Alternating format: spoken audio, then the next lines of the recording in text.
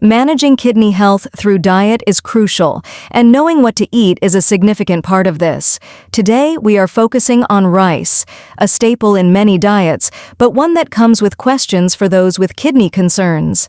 Is it safe? Is it healthy? Let's explore. Rice provides carbohydrates and proteins, and it's low in sodium, which might suggest it's good for kidney patients.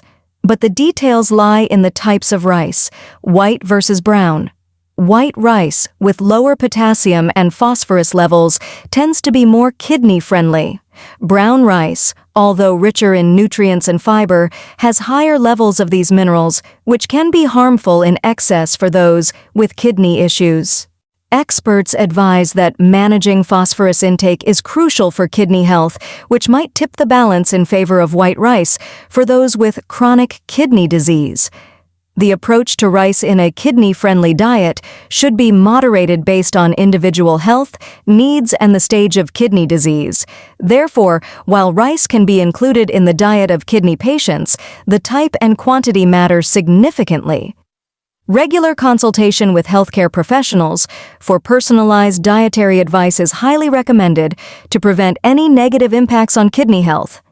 If you like this informative video, please like and subscribe.